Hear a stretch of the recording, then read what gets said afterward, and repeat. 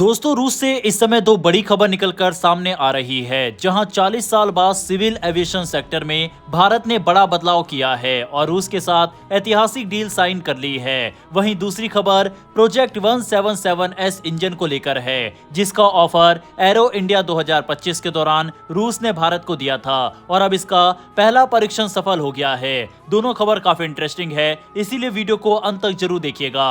तो चलिए शुरू करते हैं इस वीडियो को।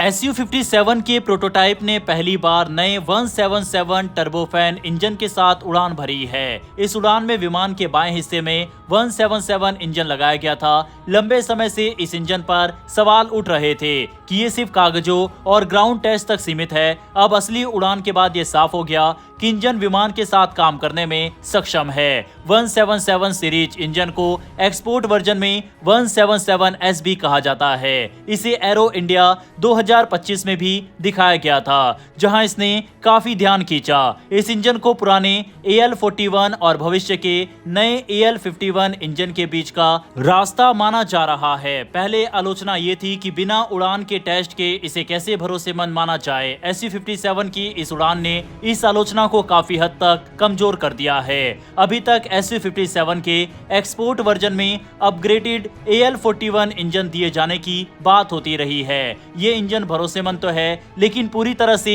5th जनरेशन फाइटर की ताकत नहीं दिखा पाता। ऐसे में अगर रूस 177 इंजन का विकल्प देता है तो Su-57 की ताकत और भी बढ़ सकती है। खास तौर पर भारत जैसे देश के लिए ये काफी अहम हो सकता है, क्योंकि भारत हमेशा इंजन की पावर, भविष्य में अपग्रेड और लंबी उम्र को बहुत महत्व देता है। 177 इंजन को खास तौर पर Su-57 के लिए तैयार किया गया है। रूस का दावा है कि ये इंजन ज्यादा थ्रस्ट देगा, बेहतर स्पीड देगा और लड़ाकू मिशन में विमान की परफॉर्मेंस को और मजबूत बनाएगा। रूस ये भी कहता है कि Su-57 दुनिया का इकलौता ऐसा 5th जनरेशन फाइटर है जिसे असली युद्ध में इस्तेमाल किया गया है, चाहे वो सीरिया हो या यूक्रेन। लेकिन सबसे बड़ा सवाल अभी भी बाकी है, क्या रूस ये 177 इंजन भारत को सीधे देगा या फिर इसके बदले कोई बड़ी डील चाहता है। कई एक्सपर्ट्स का मानना है कि इतनी एडवांस इंजन टेक्नोलॉजी तभी मिलेगी जब भारत को डेवलपमेंट या को प्रोडक्शन जैसे समझौते के लिए तैयार हो। यानी सिर्फ विमान खरीदना नहीं, बल्कि टेक्नोलॉजी में साझेदारी भी जरूरी हो सकती है। Su-57 पर 177 इंजन की उड़ान से रूस ने ये संकेत जरूर दे दिया है कि ये इंजन अब सिर्फ दिखावे की चीज नहीं रहा, ये धीरे धीरे प्रोडक्शन के करीब पहुंच रहा है। रूस की इंजन कंपनी UEC का कहना है अंतिम टेस्ट पूरे किए जा रहे हैं और आने वाले समय में इस इंजन का बड़े पैमाने पर निर्माण शुरू हो सकता है। अगर ऐसा होता है तो Su-57 और आने वाला Su-75 दोनों ही रूस के लिए और मजबूत विकल्प बन सकते हैं और भारत जैसे देशों के लिए ये डील और भी दिलचस्प हो जाएगी। वहीं दूसरी तरफ भारत की सिविल एविएशन इंडस्ट्री में करीब 40 साल बाद एक बड़ा बदलाव देखने को मिल रहा है।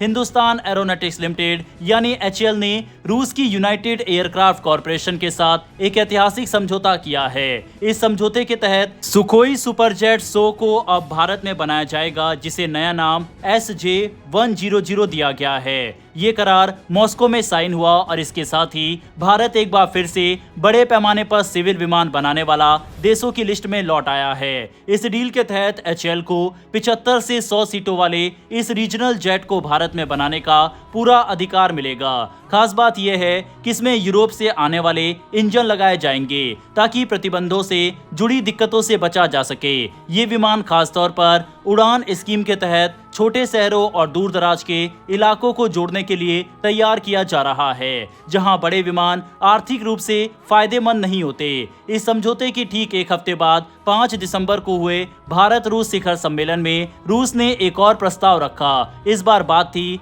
इल्यूशिन 114300 टर्बोप्रैप विमान की, जो 68 सीटों वाला मजबूत विमान है और छोटे रनवे पर भी आसानी से उतर सकता है। ये विमान नॉर्थ ईस्ट, अंडमान या पहाड़ी इलाकों जैसे क्षेत्रों के लिए बेहद उपयुक्त माना जा रहा है। भारत का ये कदम सीधे सीधे एयरबस और बोइंग के लिए एक संदेश है। पिछले कुछ सालों में भारत की एयर ट्रैवल मार्केट तेजी से बढ़ी है और इसका सबसे ज्यादा फायदा इन दोनों कंपनियों ने उठाया है। इंडिगो और एयर इंडिया के पास सैकड़ों एयरबस A320 नियो विमान है, लेकिन इसके बावजूद दोनों कंपनियों ने भारत में सिविल विमान की फाइनल असेंबली लाइन लगाने से बचते रहे।